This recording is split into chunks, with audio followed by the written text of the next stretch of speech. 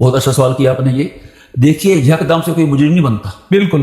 یکدم سے جیسے کوئی بیمار نہیں ہوتا نا, ڈاکٹر کہتے ہیں کہ بیماری یکدم نہیں جاتی, وہ ایستا ایستا لگتی رہتی ہے, آپ اگنور کرتے رہتے ہیں, لگتی رہتی ہے, پھر اچانک سے اٹیک ہو جاتا ہے. تو کوئی بندہ اچانک سے قاتل یا زانی نہیں بنتا, وہ پہلے سے کر رہا ہوتا ہے. ایک شخص عمر فاروق رضی اللہ عنہ کی بارگاہ میں لایا گیا کہ اس نے چوری کی تھی, حکم دیا ہاتھ کاٹ دو, تو معاف کر دیں, پہلا موقع. فرمایا نہیں, اللہ پہلی مرتبہ بھی پردہ پوشی کرتا ہے, دوسری مرتبہ بھی کرتا ہے, تیسری مرتبہ پھر اس کا راز فاش ہوتا ہے.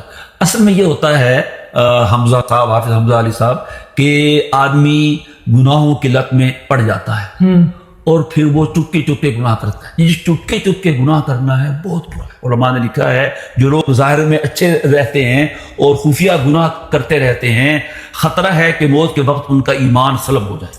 اللہ. تو اس کے ساتھ ہی سمجھتے ہیں یہ ہم جیسا ہے, لیکن وہ اندرون خانہ اس کی کوئی بری صحبت ہوتی ہے. وہ دکان پہ کام کر رہا ہے, فارغ وقت میں اس غلط صحبت میں جائے گا, اس ساتھ غلط کام کرے گا, آگے پھر ہوا اپنا کام کرے گا. بالکل. تو اس طرح کرتے کرتے آگے بڑھتا